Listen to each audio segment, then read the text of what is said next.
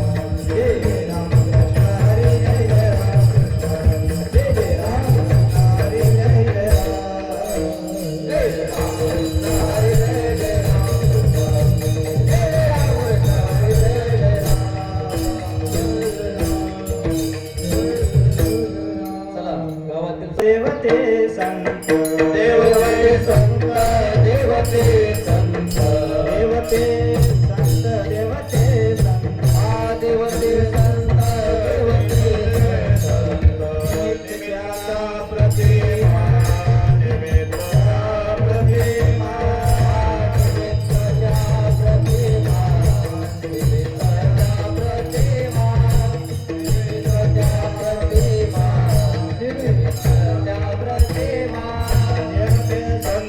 देवते संत देवते संत देवते संत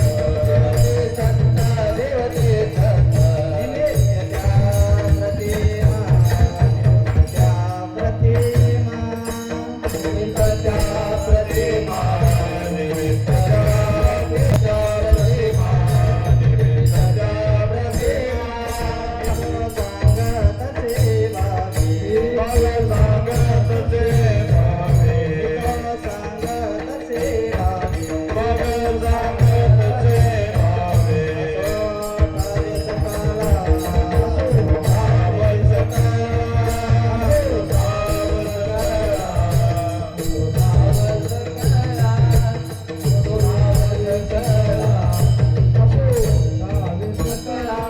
निराकारी हो सहिता निराकारी हो धरिला निराकारी हो सहिता निराकारी हो धरिला इच्छा परमते इच्छा परमते इच्छा परमते इच्छा परमते इच्छा परमते इच्छा परमते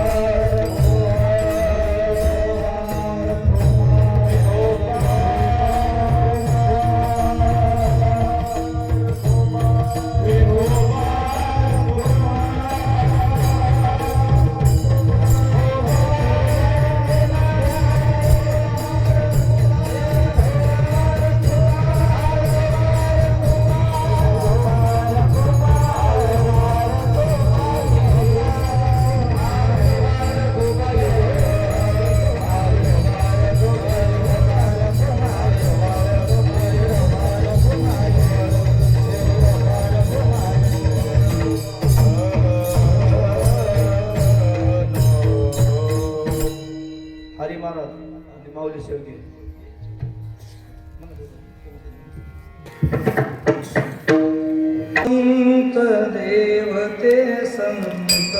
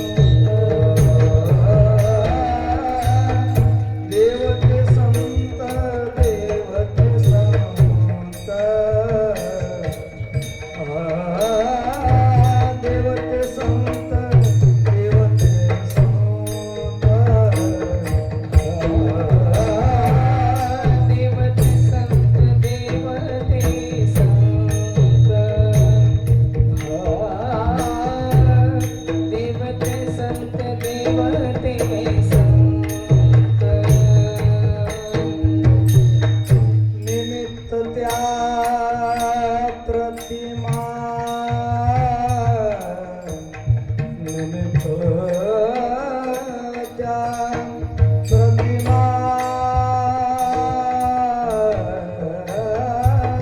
मी तो सांगत से भावे मी तो सांगत से भावे निमित्त त्या प्रतिमा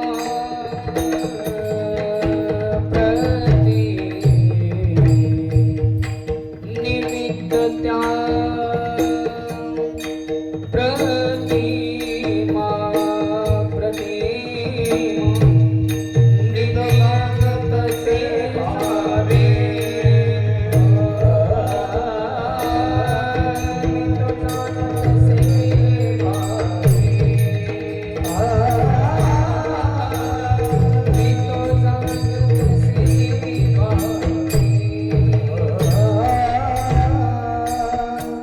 देवते संत देवते संत देवते संत देवते संत देवते संत देवते संत देवते संत देवते संत देवते संत देवते संत निमित्त त्या प्रतिमा निमित्त त्या निमित्त त्या प्रतिमा निमित्त त्या प्रतिमा निमित्त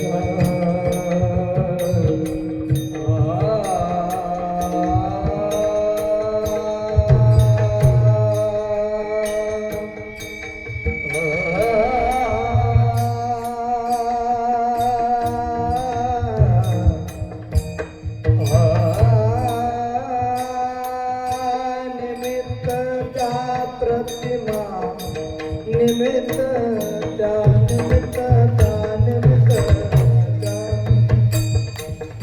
निमित्त त्या प्रतिमा मी तो सांगत से भावे मी तो सांगत से भावे निमित्त त्या प्रतिमा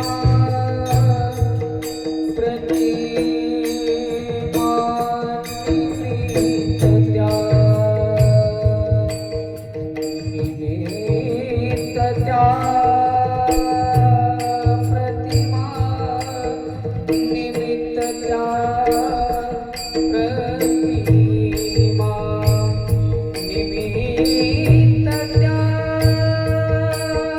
प्रतिमा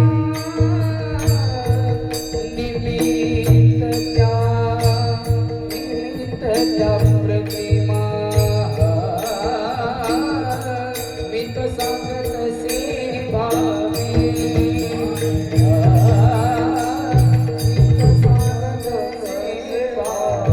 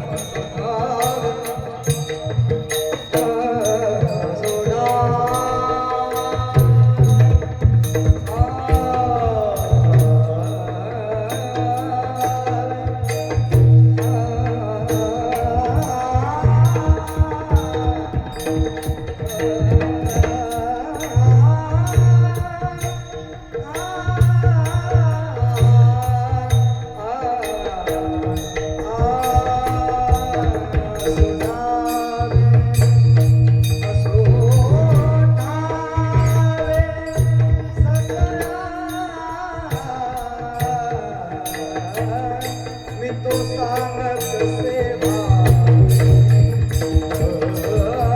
सांगत से भावे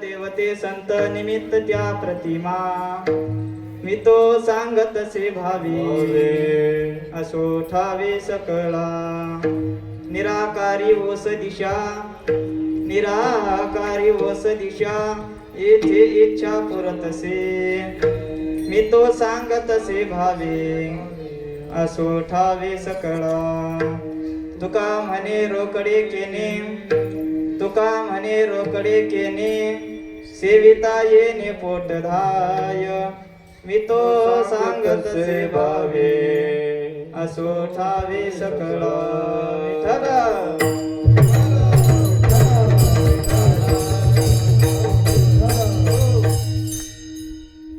समचरण सरोजम सांद्र नीलाभुदाभम जगननीत पानिम मंडनं मंडनानां तरुण तुलसी माला कंधरं कंजनेत्रं सदय धवलहासं विठ्ठलं चिन्तयामि पांडुरंगा करो प्रथम नमन पांडुरंगा करो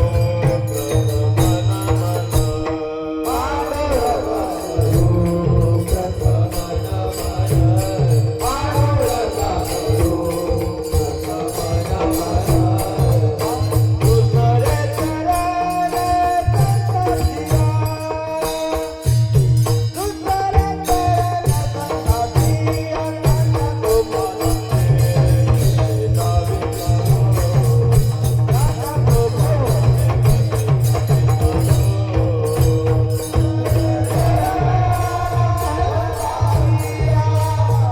दुसरे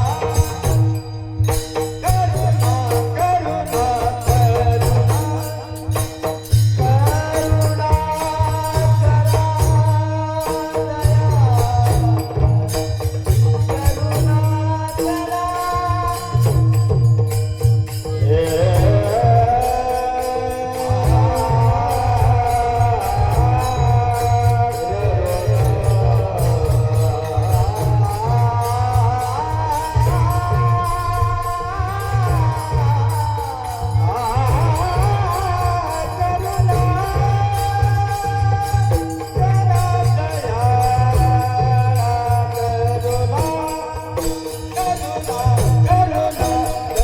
तत्पतिया दुसरे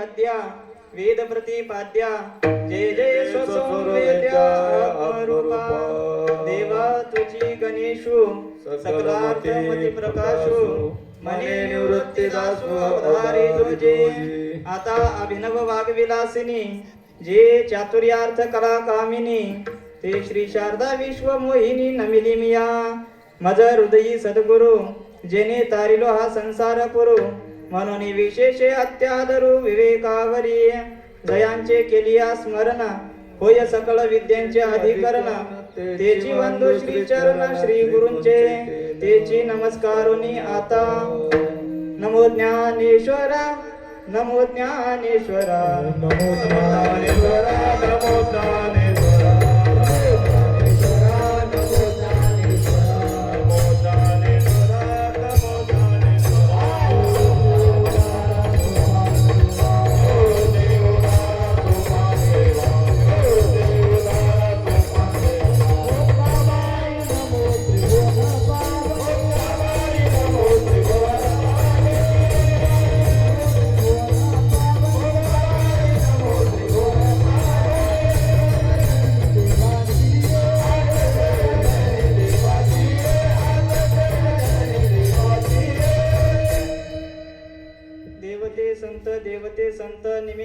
प्रतिमा मी तो सांग तसे भावे असो ठावे सकळा.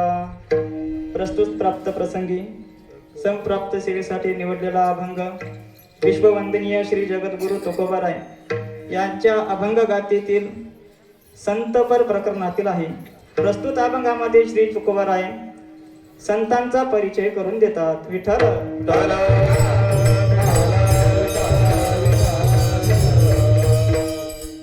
कीर्तन रूपी सेवेला प्रारंभ करण्यापूर्वी 2 शब्दाचा परिहार द्यायचा तो असा. श्री स्वामीजींच्या शुद्ध आणि दिव्य संकल्पनेतून सुरू झालेला हा आपला मधुकरी अखंड हरिनाम सप्ताह. या सप्ताहाची सुरुवात झाली ते गाव पन्हाळ्याच्या पायथ्याचे असलेले कुराडेवाडी आणि मानेवाडी. तिथून पहिला सप्ताह सुरू झाला. आता सप्त्यासाठी गाव पण कसे भेटले बघा. पहिलं गाव आहे कुराडेवाडी मानेवाडी आणि दुसरं आहे आनंदवाडी.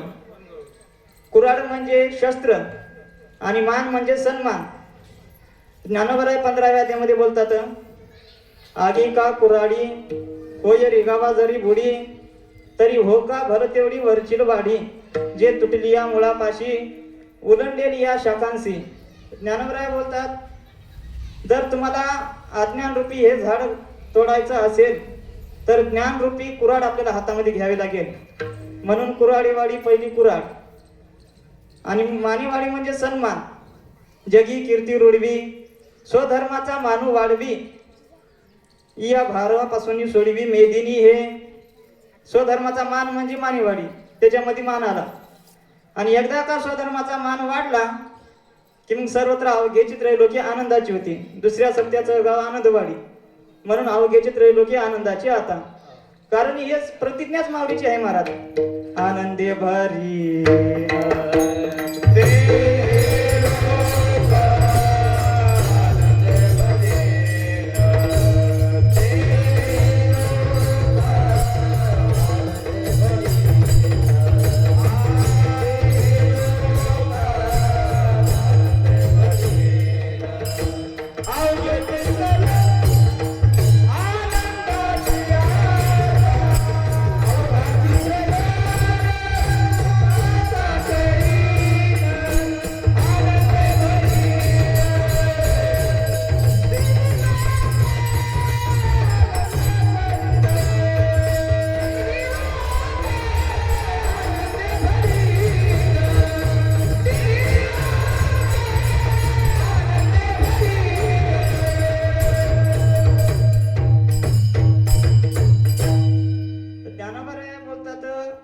प्रतिज्ञा करतात की मी आनंदाने तिन्ही लोक भरील, अवघा संसार सुखाचा करून टाकेल.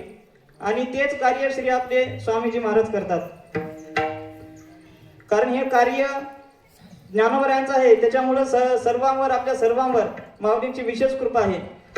आणि आपल्या श्री स्वामीजींनी या सप्ताहाच्या माध्यमातून जनहिताचं जे रोपटं लावलेलं आहे ते एक ना एक दिवस निश्चितपणे गगनाला मिठी मारल्याशिवाय राहणार नाही, यामध्ये कोणतीही शंका नाही. आणि अशा भव्य दिव्य सोहळ्यामध्ये मला प्राप्त झालेली हे नूतन वर्षाची कीर्तन रूपी सेवा. विठ्ठल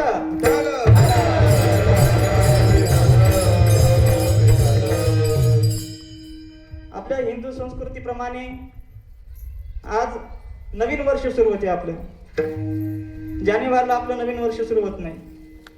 आपली परंपरा इथून सुरू होते. कारण पृथ्वीची निर्मिती झाली तो दिवस हा आहे, आजचा आहे.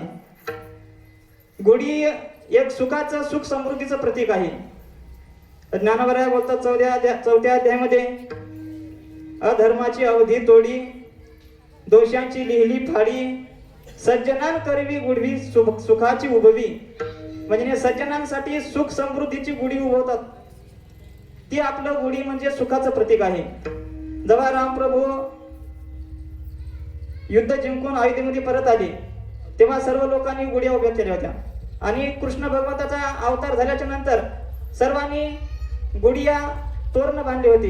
तारे वाजवावी गुढी उभारावे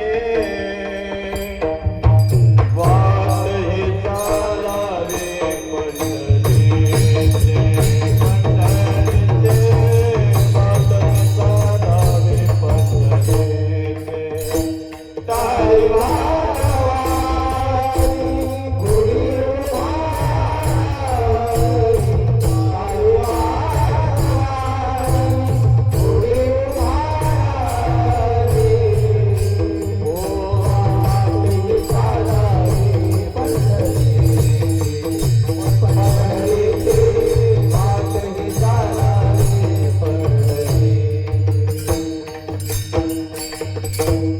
म्हणजे एक आनंदाचं प्रतीक आहे.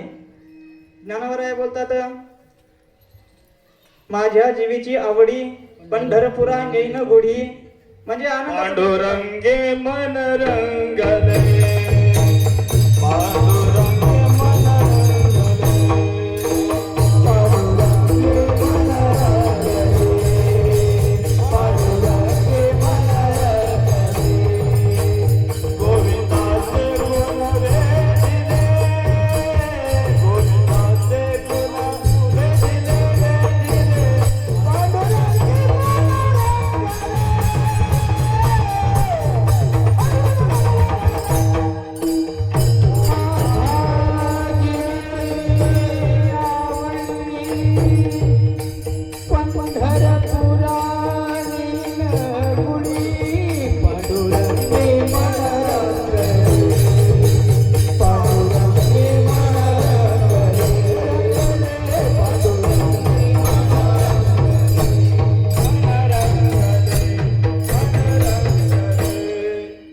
तसा आज आपला हे गुढीपाडव्याचा दिवस सुख समृद्धीचा दिवस आहे.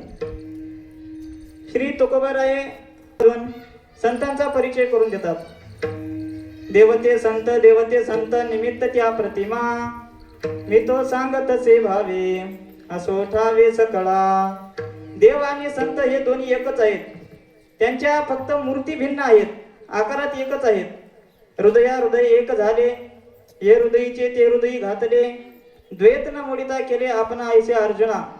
अर्जुन आणि भगवंत फक्त दिसायला दोन आहेत, पण स्वरूपाने मात्र एकच आहेत. एकाचे हृदय गोडीचा चेहरे चढाई, गोडीचा चेहरे चढाई, गोडीचा चेहरे चढाई, गोडीचा चेहरे चढाई, गोडीचा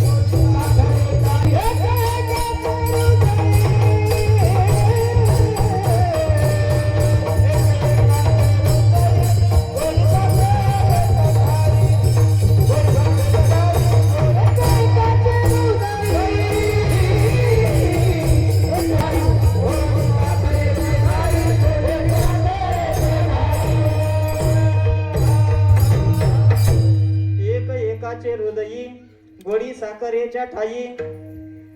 तुकाराम महाराज म्हणतात, स्वरूपी मिळविले नाव ठेवियला भेद. देव आणि संत फक्त शरीराने द्वैत आहे त्यांच्यामध्ये, आणि स्वरूपाने ते एकच आहेत. म्हणून मी तो सांगत असे भावे. तुकाराम महाराज म्हणतात, देव निर्गुण निराकार आहे, आणि निर्गुण असल्यामुळे तो सर्वांना दिसत नाही, दिसू शकत नाही. संत तर आपल्यामध्येच राहतात, आपल्यासारखे दिसतात, आणि ते आपल्या इच्छाही पूर्ण करतात. म्हणून मी तो सांगत असे भावे. तुका म्हणे रोकडे केने सेविता येणे पोटधाय. रोकडे केने म्हणजे संत हे मुक्तीचा नगद माल आहेत. रोकडे म्हणजे नगद आणि केने म्हणजे माल. संत हे मुक्तीचा नगद माल आहेत, जे पुरुषार्थ सिद्धी चौथी घेऊन आपल्या हाती. रेगाला भक्तिपंथी जगा देतो, सेवितो हा रस वाटितो अनिका रानभरी.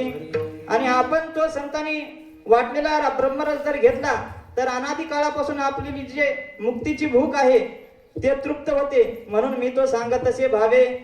पण तुकोबाराय तुम्ही का सांगत असा भावे? कारण दुर्गम असलेला संतांचा महिमा तो सर्वांना कळावा, तो सर्वांना ठाऊक असावा, म्हणून मी तो सांगत असे भावे. विठ्ठला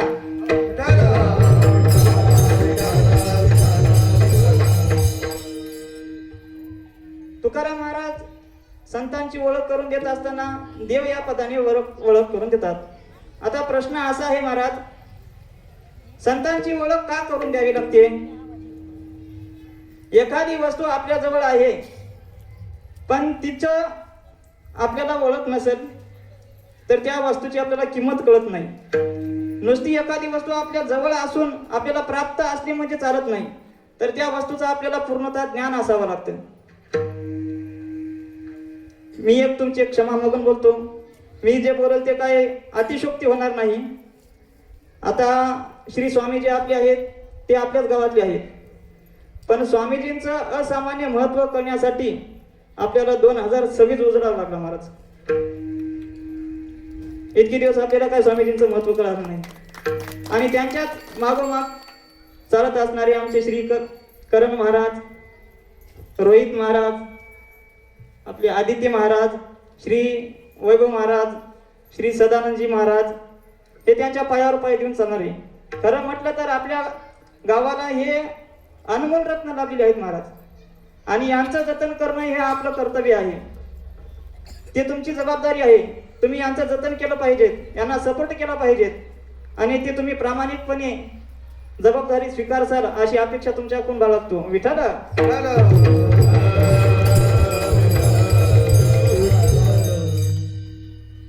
वस्तू आपल्याला प्राप्त आहे, पण तिचं ज्ञान नसेल तर तिची किंमत कळत नाही. आता बघा, आपल्याला दूध देणारी गाय असते, आणि त्या गायीच्या काशीमध्ये तिथं त्या काशीला चिटकूनच गेचूड असतो. त्या काशीला बरोबर चिटकून गेचूड आहे, पण त्या गेचडाला त्या दुधाची किंमत नाही महाराज. ती किंमत कोणाला आहे तर त्या गोट्यात बांधलेल्या त्या वासराला त्या किंमत आहे दुधाची. ज्ञानोबराय उदाहरण देतात, पाहिपा दूध पवित्र आणि गोड, पाशी त्वचेची या पत्रा आड, परी ते अभिरुनी गोचड अशुद्ध काय न सेवेती. त्या गोचडाला किंमत नाही दुधाची, ते दूध सोडून रक्त सेवन करत असतं. दुसरं उदाहरण देतात, एक निदैवी मनुष्य आहे, आणि त्याच्या वाडवडिलांनी जे धन साठवून ठेवलेलं असते जमिनीमध्ये, ते त्याच्यावर बाज टाकून झोपते, आणि रोज आपल्या रोजच्या जेवणाची काळजी करत असते. का निदैवाच्या घरी लोह्या रतल्या सहस्त्रवरी परी देत बैसुनी उपवासी करी का दरिद्री जिये. अजून दुसरे एक उदाहरण देतात, एक भिकारी मनुष्य आहे, आणि तो कल्पतरूच्या झाडाखाली बसलेला आहे. त्याची झोडी तुटलेली आहे, आणि त्या कल्पतरूच्या झाडाखाली त्या झोडीला गाठा देत बसतोय, गाठ मारत बसतोय, ते झोडी शिवत बसतोय. पण त्याला माहित नाही बसलेला आहे कल्पतरूच्या झाडाखाली. कल्पतरू म्हणजे काय? आपण जे जे इच्छा करू ते पूर्ण करणारा म्हणजे कल्पतरू असतो.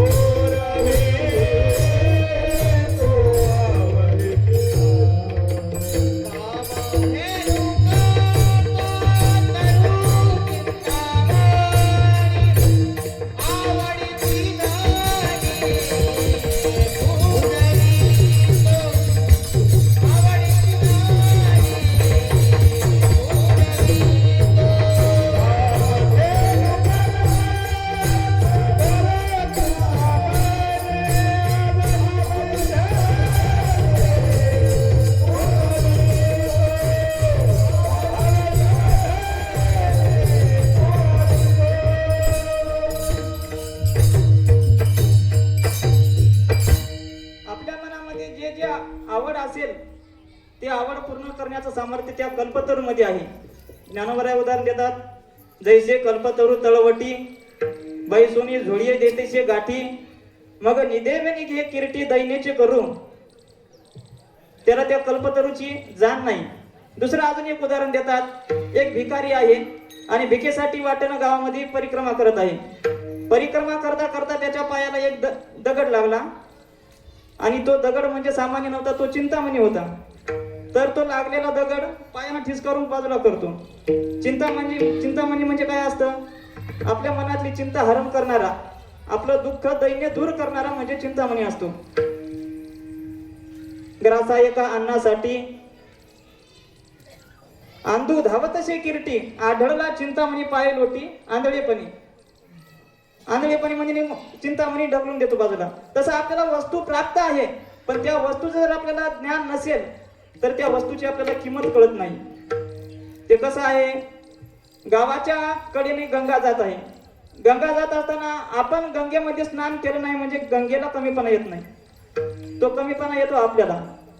कारण आपलं पाप धुयाचं असेल तर आपण त्या गंगेमध्ये स्नान करायला पाहिजे. आपण त्या गंगेमध्ये स्नान केलं किंवा नाही केलं तरी त्या गंगेला काही फरक पडत नाही. ती तिचं जगाला शुद्ध करण्याचं, जगाला पावन करण्याचं काम अविरतपणे करत आहे. का फेडीत पाप ताप पोखित तिरीचे पादप, समुद्रात आहे आप गंगेचे जैसे. आपण त्याच्यामध्ये स्नान केलं तर आपलं पाप धुतलं जाईल आणि आपण जर स्नान नाही केलं तर नुकसान आपलंच होणार आहे. जर एखाद्या वर्षी एक थेंबभर सुद्धा पाऊस पडला नाही तर समुद्राला काहीच फरक पडत नाही. मला समुद्राला एक थेंबभर जरी पाऊस जरी पडला नाही तर समुद्राचं एक वाटीभर सुद्धा पाणी कमी होत नाही. उदाहरण सांगतो, प्रमाण देतो. का वारशी विन सागुरु जैसा जडे नित्य निर्भरू तैसा निरुपचारू संतोषी जो. समुद्राला त्याचा काही फरक पडत नाही, तो जसा आहे तसाच राहतो. मग तसं संत या जगाला कळाली किंवा नाही कळाली, संताला काही फरक पडत नाही. एक तीळभर सुद्धा त्यांचं महात्म्य कमी होत नाही.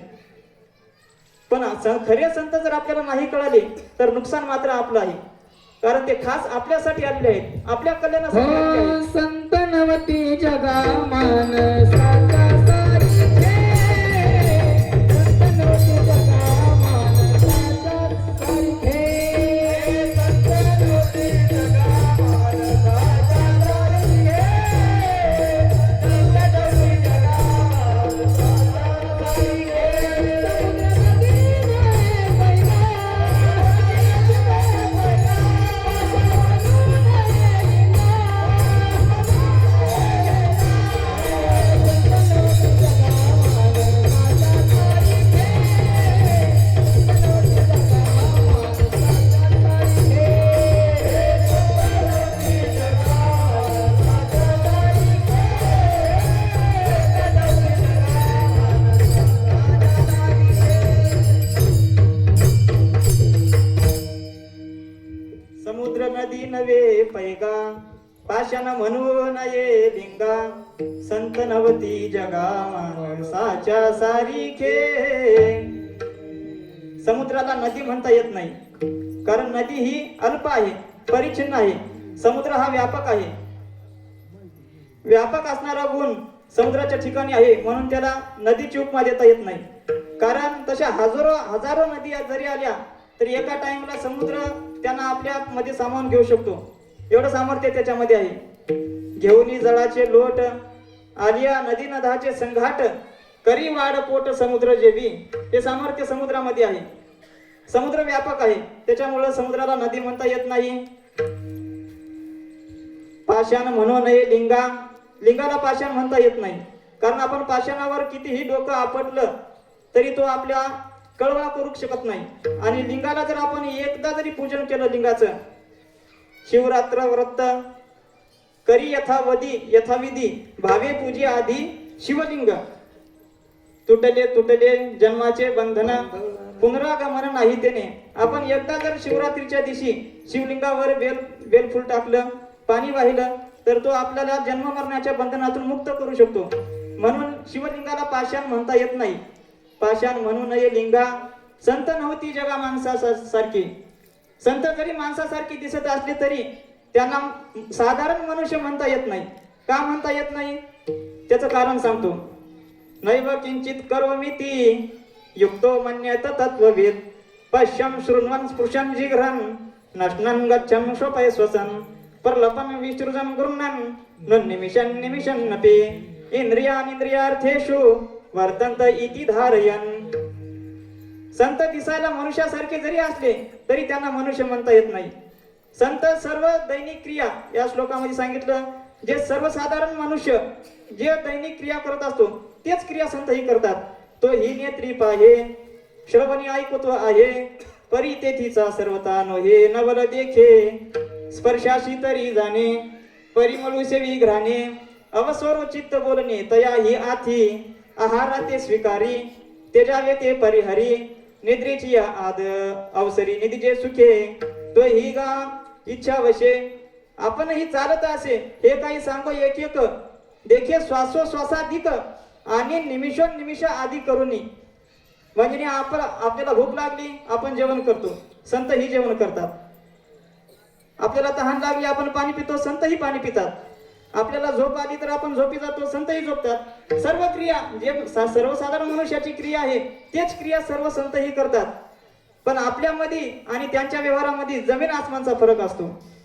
ते कसा, आपण जगाकडे पाहत असताना कार्यदृष्टीने पाहत असतो, पण संत जगाकडे पाहत असताना कारण दृष्टीने पाहतात, तत्व दृष्टीने पाहत असतात. आपण समाजामध्ये बघतो आपल्याला सर्व माणसं दिसतात, मनुष्य दिसतात किंवा आपले नातेवाईक दिसतात, पण संतांना मनुष्य नाही दिसत फक्त, तर संतांना आपल्या नातेवाईकांमध्ये सुद्धा भगवंत दिसत असतो. विष्णुमय जग वैष्णवांचा विष्णुमय जग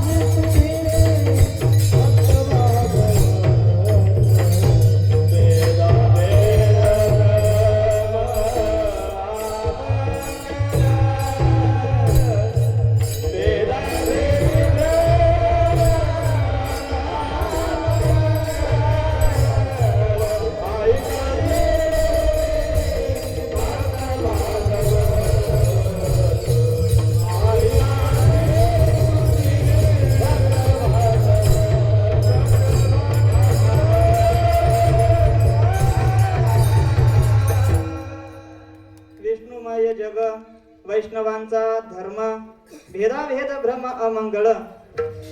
सर्व संपूर्ण जग संतांना विष्णुमय दिसत असते.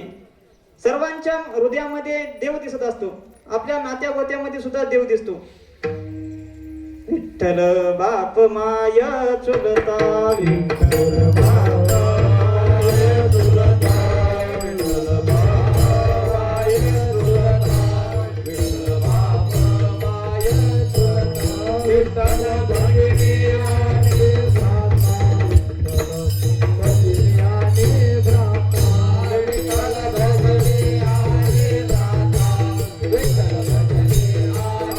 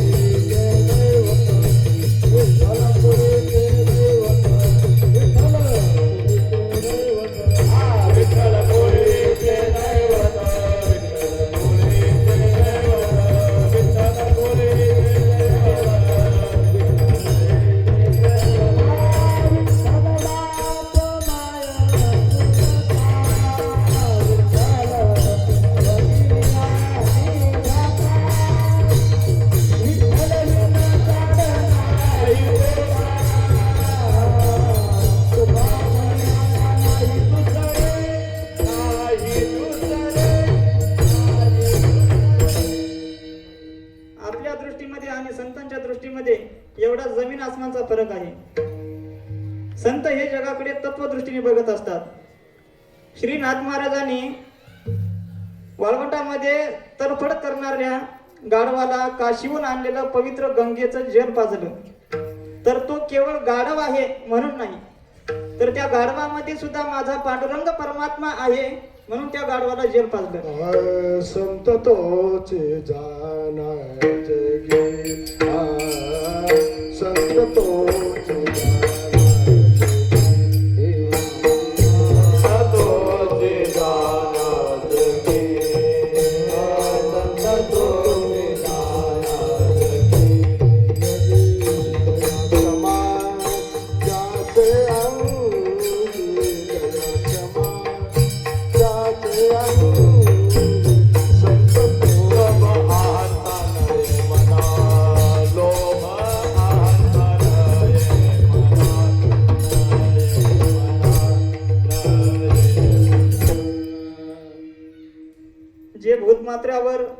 करतात, सर्वांवर आपली दया दाखवतात, ते खरे संत असतात.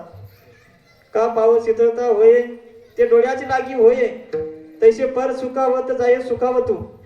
म्हणजे दुसऱ्याला दुःख झालं तर आपल्याला दुःख होणं, आणि दुसऱ्याला सुख झालं तर आपल्याला सुख होणं, हे लक्षण आहे ते खऱ्या संताचे असतात. विठ्ठल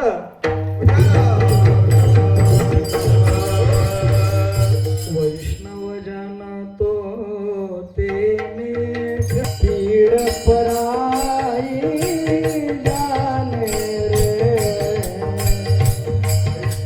जन तो पेद पराई पीड पराई जाने रे. बड़ दुखे दुखिया होय जो मनाभिमान नानी रे.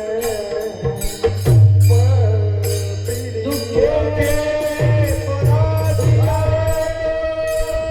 मनाभिमान नानी रे.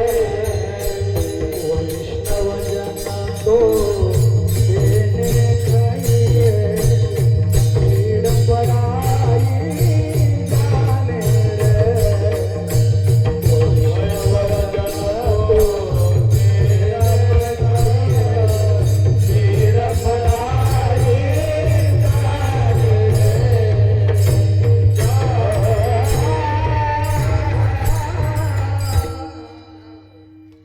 संत जे असतात इतरांवर दया करतात, आणि आपण कोणावर उपकार केला किंवा दया माया दाखवली ते आपला मोठेपणा ते कधी आपल्या तोंडाने सांगत नाही.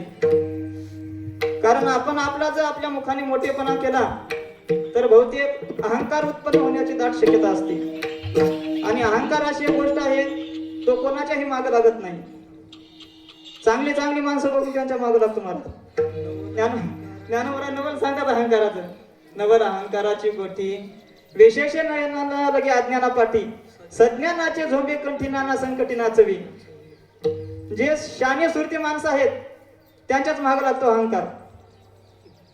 आता मला जर वाटलं माझ्यासारखा कीर्तनकार कोण नाही तर लगेच गळा पकडतो महाराज.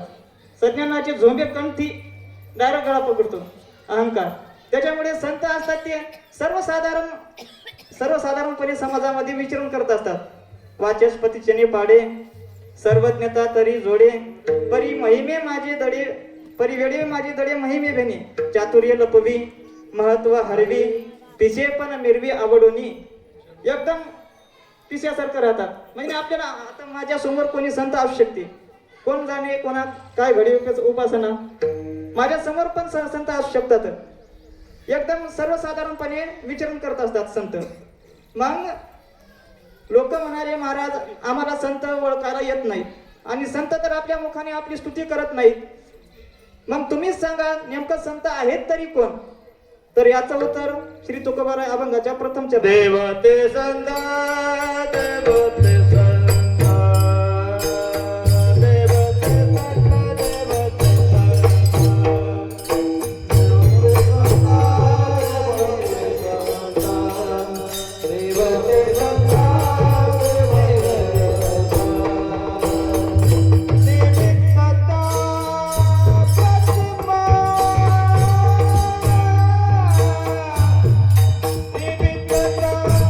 प्रतिमा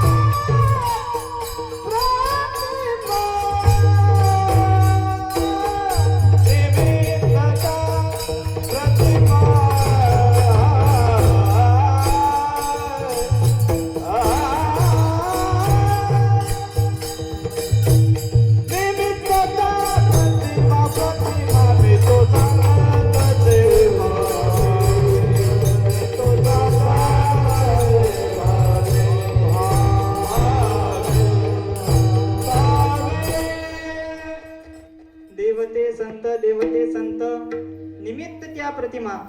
फक्त यांच्या प्रतिमामध्ये भिन्नता आहे, स्वरूपाने ती एकच आहेत. मग संत म्हणायचं तरी कोणाला महाराज? का दिवसातून 3 कीर्तन करतात म्हणजे संत झाले का? ते संत असतात काय? का जादू टोना करणारे संत आहेत का? नाही महाराज. कीर्तन करणारे हे संत नाहीत आणि जादू टोना करणारे ते सुद्धा संत नाहीत. मग संत आहेत तरी कोण? तर तेची संत तेची संत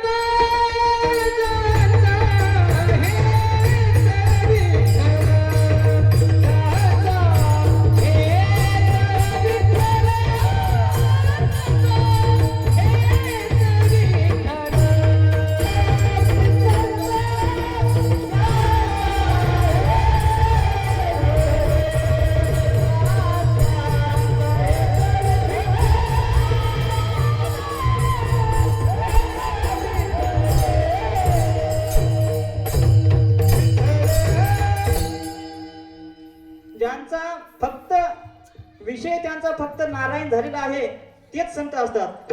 विठ्ठल आमुचे जीवन, सर्व जीवन विठ्ठलाला अर्पण केलेलं आणि अखंड नामस्मरण करणारे तेच संत असतात. या उपाधी माझे गुप्त चैतन्य असे सर्वगत नारायण विजय तो लाला नारायण विजय तो लाला नारायण विजय तो लाला नारायण जगन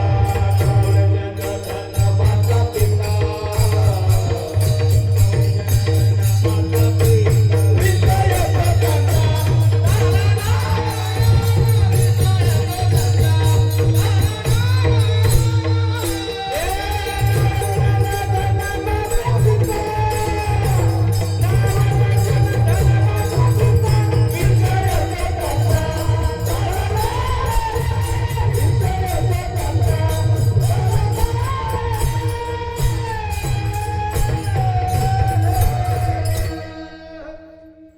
नावडे जन धन माता पिता. फक्त देवाला सोडून इतर अनात्म पदार्थ काहीच आवडत नाही ते खरे संत असतात. या उपाधी माझे गुप्त चैतन्य असे सर्वगत ते तत्वज्ञ संत स्वीकारिती. या संपूर्ण ब्रह्मांडामध्ये गुप्त रूपाने असणारं जे ब्रह्मतत्व आहे त्या ब्रह्मतत्वाशी संत एकरूप असतात. श्री भगवंताने गीतेच्या 12व्या अध्यायामध्ये संतांची काही लक्षणं सांगितलीत. संत कोणाला म्हणायचं ते?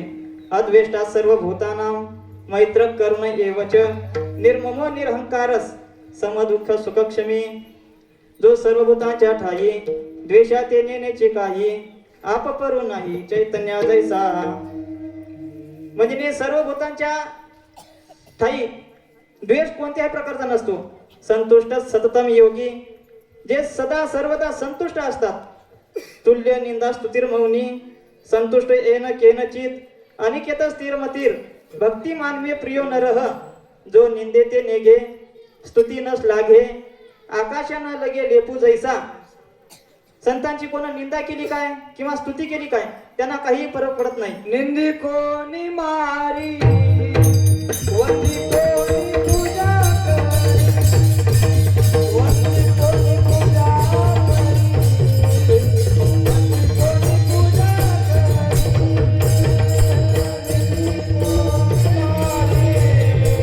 वंदी कोणी पूजा करी वंदी कोणी पूजा करी वंदी कोणी पूजा करी.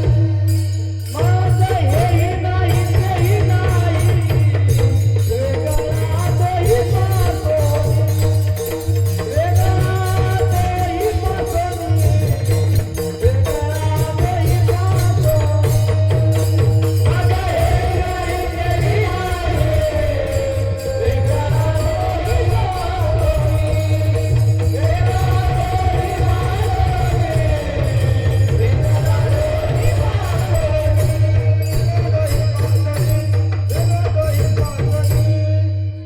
मग मेरू पासून थोरे देह दुःखाचे डोंगरे दाटी जो बापडी भरे चित्त न दटे.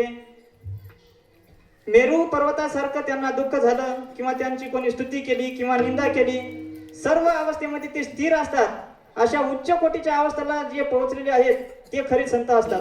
आणि असे जे संत आहेत ते एक माझं स्वरूप आहे असं बोलत बोलत भगवान अर्जुनाला बोलून गेले. त्यासाठी एक उदाहरण देतात. जसं वटवृक्षाचं झाड दिसते आपल्याला, त्याची उत्पत्ती कुठून आहे तर एक तिळासारखं एक त्याचं बीज असते. त्या बीजामधून त्या वटवृक्षाची उत्पत्ती आहे. आणि ते वटवृक्ष उत्पन्न झाल्याच्या नंतर ते बीज कुठं उत्पन्न होतं तर त्या वटवृक्षाच्या वरच ते फळ आल्याच्या नंतर त्या फळामध्ये ते बीज असतं. म्हणजे ने बीजापासून वृक्ष होतं आणि वृक्षापासून फळ होतं. बीज मोडे झाड होये, झाड मोडे बीजी सामाये, ऐसेने कल्प कोडी जाये परी जाती न वचे. म्हणजे हे जशी क्रिया एकच आहे तसं भगवंत म्हणतात अर्जुनाला, तसं संत आणि मी एकच आहे. ते वर्तत दिसती देही परी ते देही ना माझ्या ठाई, आणि मी तयांच्या हृदयी समग्र असे. सविस्तर वटत्व जैसे बीज कणिके माझे असे, आणि बीज कणू वसे वटी जेवी देवी आम्हातया परस्परे. बाहेरी नामाचेची अंतरे वांचुनी अंतोट वस्तू विचारे. मी तेची ते देवते संत देवते संत देवते संत देवते संत देवते संत देवते संत देवते संत देवते संत निमित्तता प्रतिमा निमित्तता प्रतिमा निमित्तता प्रतिमा निमित्तता प्रतिमा निमित्तता प्रतिमा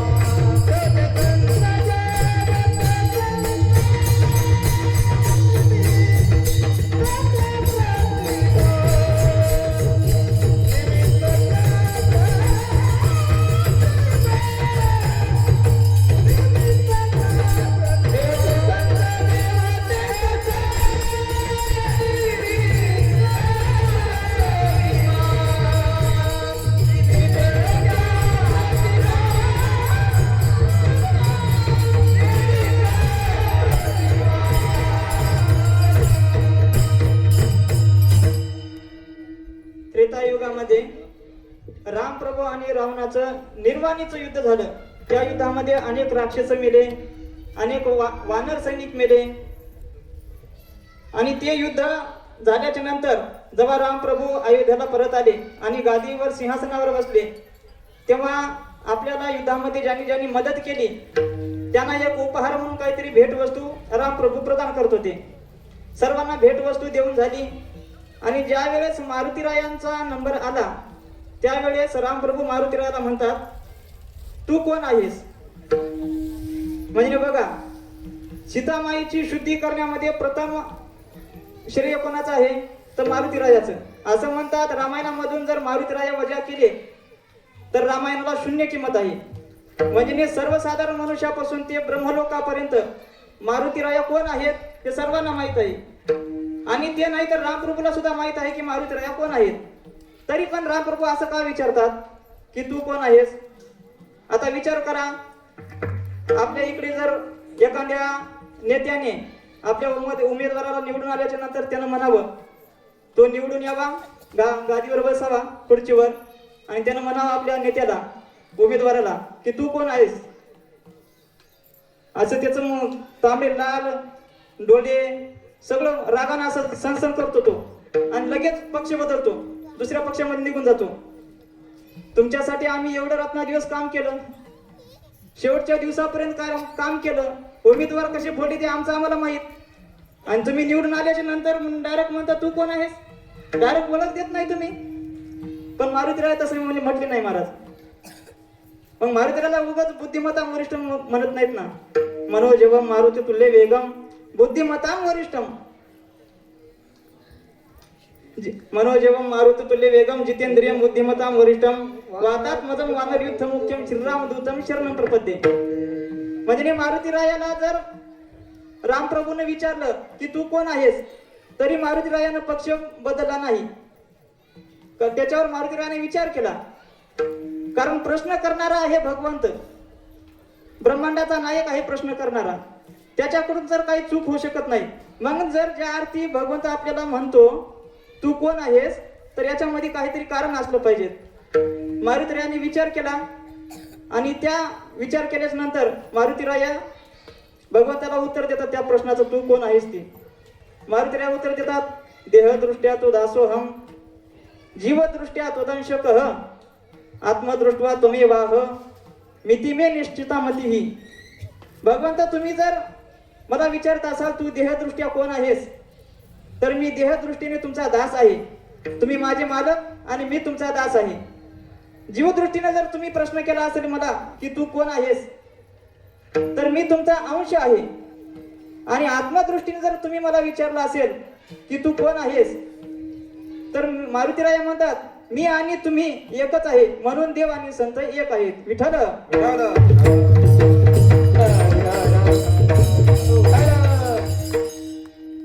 अहो, देव आणि संत एक आहेत, पण त्यांच्या पण काहीतरी सादृश्य असायला पाहिजेत ना त्यांच्यामध्ये. जर एखाद्याला एखाद्याची उपमा द्यायची असेल तर काहीतरी सादृश्य असावं लागतं महाराज.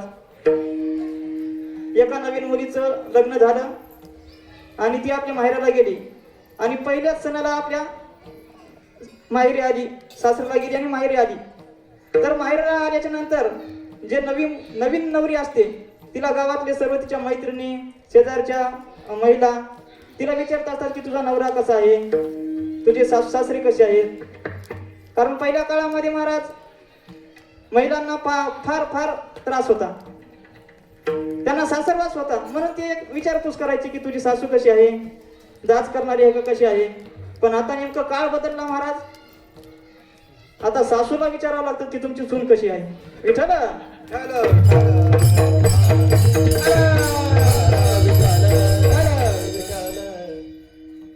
मग तिने सांगितलं, सर्व विचारल्याच्या नंतर तिने सांगितलं, नाही म्हणजे माझ्या नशिबानं बरं आहे. नवरा बघितला तर तो साम सदाशिवच आहे. सासू सासरे ते तर काय माळकरी आहेत. आणि ज्या वेळेस ती ननंदीचं वर्णन करत असते, ननंदाचं नाव काढल्याबरोबर, तिचं नाव काढल्याबरोबर ती म्हणते ती जणू ठसकाच आहे, म्हणते ठसका. लवंगी मिरचीच तोंडातून शब्द काढू दे ना की लगेच झोमते महाराज, अशी लवंगी मिरचीच आहे म्हणून सांगते. मग त्या ननंदीला जर लवंगी मिरची म्हटल्याच्या नंतर मग ती मिरची सारखी दिसते का? मिरची सारखी दिसत नाही, पण मिरचीमध्ये असणारा तिखटपणा त्या ननंदीच्या ठिकाणी आहे, म्हणून तिला म्हणते मिरची, लवंगी मिरची. बरेच वेळेस आपले मायबाप काय करतात, आपल्या मुलाला वाघ म्हणून संबोधतात. वाघ ते चुकून दुरून या दिसायला लागला की आला माझा वाघ म्हणतात. पण वाघ म्हणल्यामुळे काय तो वाघ असतो का?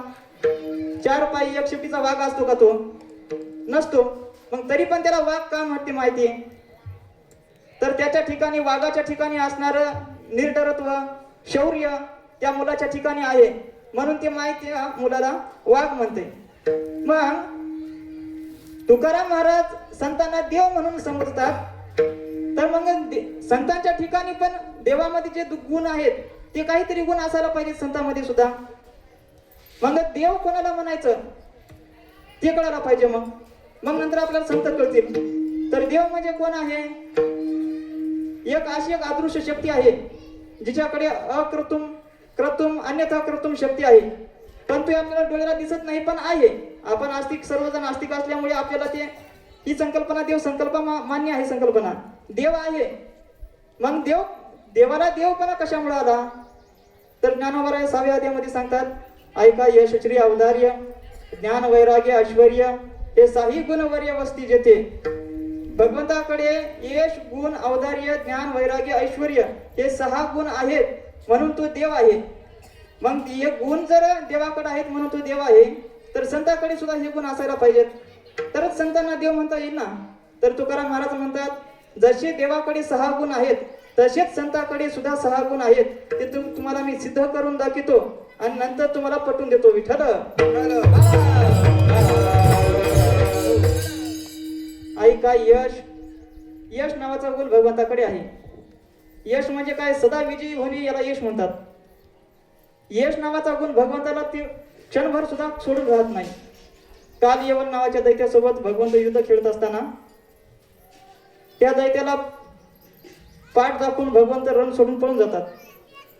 भगवंत रण सोडून पळून गेले म्हणून त्या दैत्याला विजय झाला नाही, त्याचा यशाने त्याच्या गळ्यामध्ये माळ घातली नाही. तर तिथं सुद्धा भगवंताचा जय जयकार झाला, तिथं सुद्धा भगवंताच्या नावाचा गौरव झाला. बोला रणछोड भगवान की जय. रणछोड भगवान म्हणून तिथं भगवंताचाच गौरव झाला. आणि अर्जुन सदा विजयी आहे. सदा विजयी असल्यामुळे त्याच्या पराक्रमामुळे त्याला विजय एक नाव पडलेलं आहे. आपण गीतेचा शेवटचा एक श्लोक बघितला. यत्र योगेश्वर कृष्णो यत्र पार्थो धनुर्धरः तत्र श्री विजयो भूतीर ध्रुवा नीतीर मतीर ममा. जिथं देव आणि भक्त आहे विजय तिथंच असतो, यश तिथंच असते. विजय नाम अर्जुन विख्यातू विजय स्वरूप श्री कृष्ण नाथू श्रेयशी विजय निश्चितू तेथेचे असे. जेव्हा अर्जुनाला विठ्ठल बोला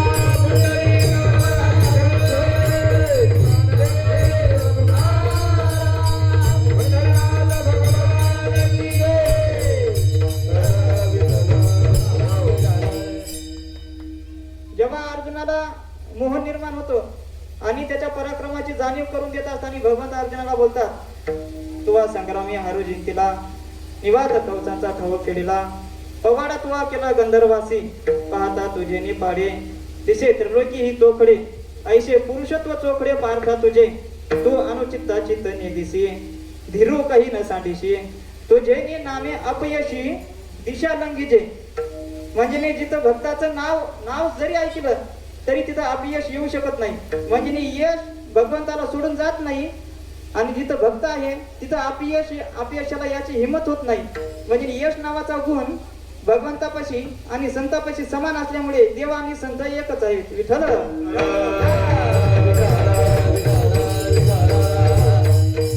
दुसरा गुण आहे श्री म्हणजे लक्ष्मी ही भगवंताची पत्नी आहे आणि भगवंत सर्व संपत्तीचे मालक आहेत. तुकोबराय म्हणतात, तिन्ही त्रिभुवनी आम्ही वैभवाचे धनी. संत सुद्धा सर्व त्रिभुवनाचे मालक आहेत. म्हणून श्री नावाचा गुण देव आणि संतांकडे समान आहे. म्हणून देव आणि संत एकच आहेत. तिसरा गुण आहे औदार्य. भगवंताच्या अवताराचे वर्णन करत असताना ज्ञानवराय बोलतात, तुझे अवतारी जाणू स्वतंत्र देताना मनसी पात्र पै कैवल्य असे पै तुझे वैरी आहे तिथले. म्हणजे कैवल्य नावाचा मोक्ष वैरी आणि भक्ताला देव समान देतात. शिशुपालाने राजसू यागाच्या सभासदामध्ये तिथे त्या सभेमध्ये भगवंताला नाही तसं बोलला. तो अनेक प्रकारे अपमान केला भगवंताचा, तरी भगवंत त्याच्यावर नाराज झाला नाही. त्यानं माझा भर सभेमध्ये अपमान केला म्हणून त्याला का नरकामध्ये पाठवलं नाही भगवंताने, तर त्याला सुद्धा मोक्ष प्रदान केला. देव होनी उदार भक्त देतो अमर पदे. देव होनी उदार भक्त देतो अमर पदे. देतान म्हणे ताना थोर वैया सीतेची देव.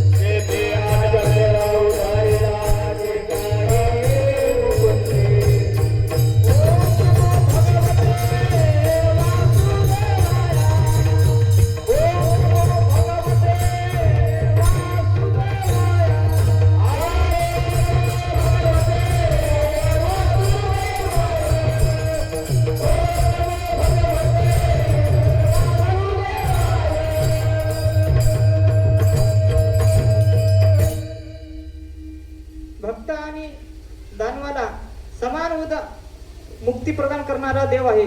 एवढं अवधार्य त्याच्याकडे आहे. तर संतांकडे सुद्धा तेवढंच अवधार्य आहे महाराज. श्रीनाथ महाराजांच्या संत उदार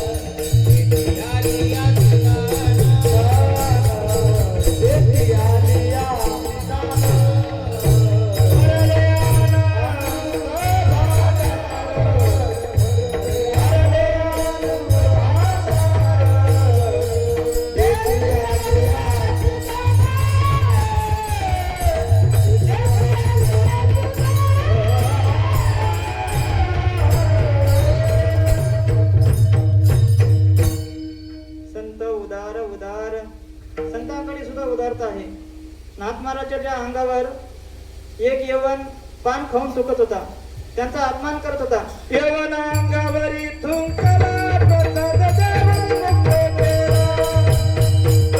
देऊन मुक्त केला. प्रसाद देऊन मुक्त केला. प्रसाद देऊन मुक्त केला. थुंकला प्रसाद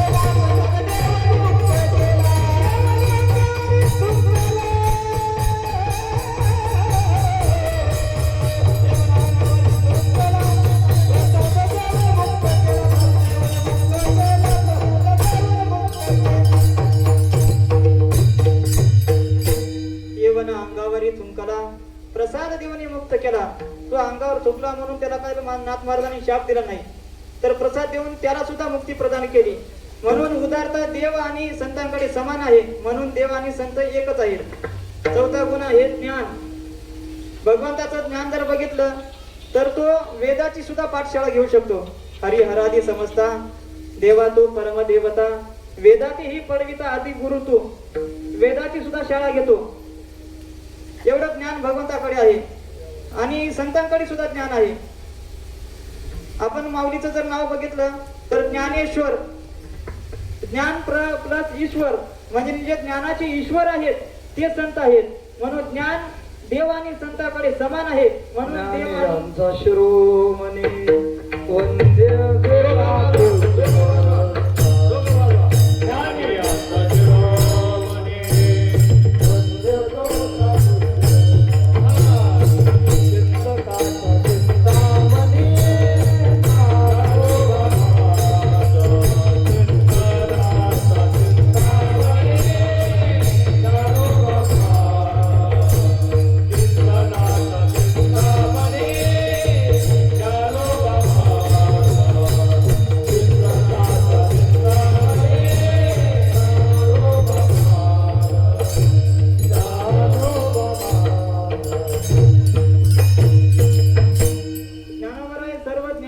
सर्वश्रेष्ठ आहेत. म्हणून ज्ञान सुद्धा संतांकडे आहे. ज्ञान नावाचा गुण देव आणि संतांकडे समान आहे. म्हणून देव आणि संत एक आहे. पाचवा गुण आहे वैराग्य. तैसे ये लोकीचे का परलोकीचे, भोग पाईक झालेल्या इच्छेचे परिभोगावे हे न रुचे मना माझे. म्हणजे आपल्याला प्राप्त झालेले भोग, त्यांची इच्छा, जी आपण इच्छा केली आणि ती आपल्याला प्राप्त झालेले भोग, ते आपल्याला भोगा वाटत नाही, याला वैराग्य असं म्हणतात. रामप्रभूला उद्या सकाळी सूर्याच्या पहिल्या किरणाबरोबर राजा राम प्रभूचा अभिषेक होणार आहे हो, असं सर्व गावामध्ये दौंडी पिटवली. आणि रात्रीच्या रात्रीमध्येच काय गडबड झाली महाराज, उमेदवार फोडली त्या कैकईनं. म्हणजे शेवटची रात्र ती काय मध्ये वैर्याची म्हणतात की नाही, तसं त्या कैकईनं सगळा डाव पलटून टाकला महाराज. उद्या सकाळी सूर्याच्या पहिल्या किरणाबरोबर राजा राम प्रभूला राज्याभिषेक होणार होता. राज्याभिषेक म्हणजे राजा होणार होते रामप्रभू. तर मग वडिलांची आज्ञा आली की तुला गादीवर बसायचं नाही आता, तर 14 वर्षासाठी वनवासामध्ये जायचं आहे. तर रामप्रभूला राज्य आणि वनवास हे दोन शब्द कानावर आल्याच्या नंतर जरासं सुद्धा मनामध्ये हालचाल झाली नाही. आता उद्या मी राजा होणार आहे म्हणून का खुश झाले नाही, आणि राजा न होता मी उद्या वनामध्ये जाणार आहे म्हणून का नाराज झाले नाही, त्याला वैराग्य म्हणतात. हे एवढं वैराग्य भगवंताकडे आहे. आणि तेच राज्य जे भरताला भेटणार होतं, पण भरताने सुद्धा स्वीकार केला नाही. आपल्यासारखं म्हटलं असता जाऊ द्या, आपण काय हंगामी मंत्री तरी होऊ, त्याला काय हंगामी. पण भरत त्यांच्याकडे सुद्धा ते वैराग्याचे पुतळे महाराज. जसं भगवंताकडे वैराग्य आहे तसं त्या राज्याचा त्याग भरताने सुद्धा केला. म्हणून देव आणि भक्ताकडे दोन्हीकडे बी वैराग्य समान आहे. म्हणून देव आणि भक्त संत हे एकच आहेत. शेवटचा गुण आहे ऐश्वर्य. ऐश्वर्य नावाचा गुण गतीर भरता प्रभू साक्षी निवास शरणम सुहृत प्रभव प्रलय स्थानम निधानम बीजम अव्ययम. हे भगवंताचं ऐश्वर्य आहे. म्हणजे म्या बोलविल्या वेदू बोले, म्या चालविल्या सूर्य चाले, म्या हलविल्या प्राणू हले, जो जगाते चालिता.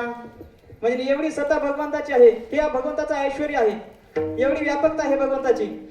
आणि भगवंत सुद्धा आपल्या मुखाने कबूल करतात। एवढी माझी व्यापकता असली तरी संतांमध्ये सुद्धा एवढीच व्यापकता आहे, ते सुद्धा माझ्याहून एक तीळभर सुद्धा कमी नाही। भगवंत सांगतात की जेवढी माझी व्याप्ती तेवढीच तयाची प्रतीती, ऐसे बहुधाकारी वर्तती बहुची भवनी। स्वतः भगवंतच सांगत असल्यामुळे ऐश्वर्य नावाचा गुण भगवंत आणि संतांच्या ठिकी समान आहे, म्हणून देव आणि संत एकच आहेत। विठ्ठल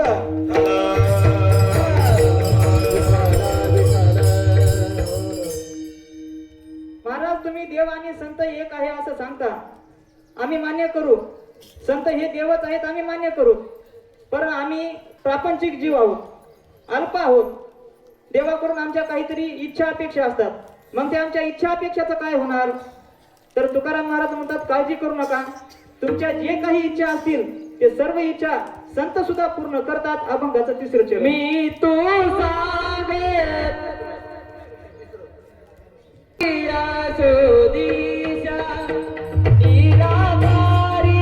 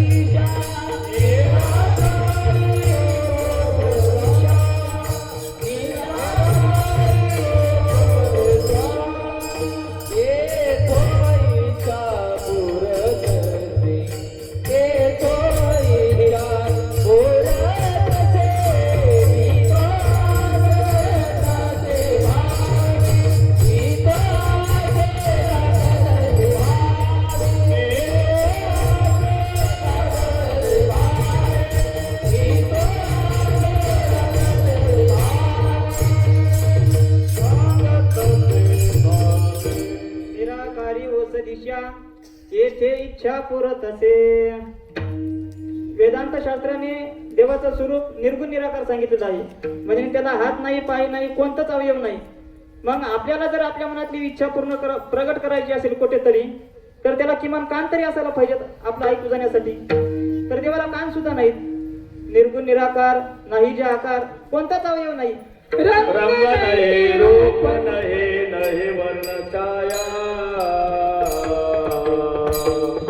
निराकार निरगुण निरगुणाया, निराकार निरगुण निरगुणाया, रंग नाही, रूप नाही, नाही वर्ण छाया,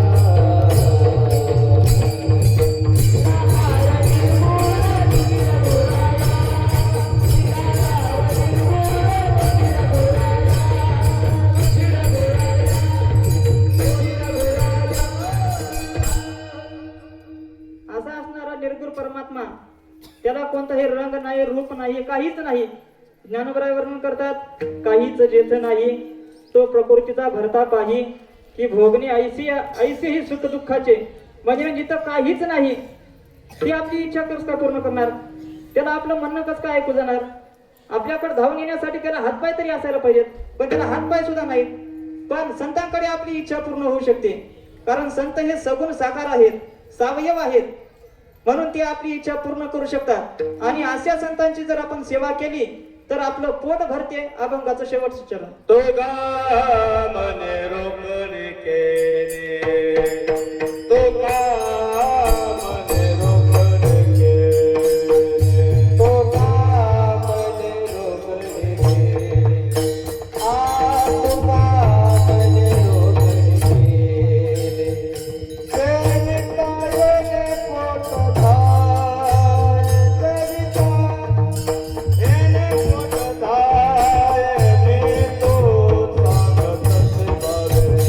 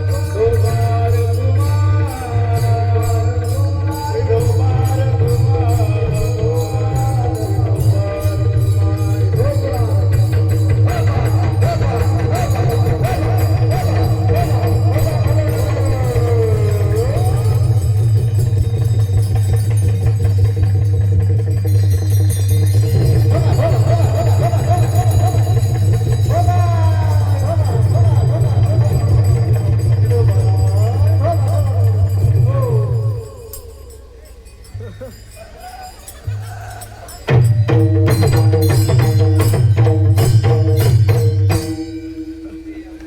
म्हणे रोकडी केली सेविता येणे पोटलाय मी तो सांगत ते भावे असो ठावे सकळा. संत हे नगद मार आहेत महाराज, नगद महाराज. रोकडे म्हणजे नगद आणि केली म्हणजे मार.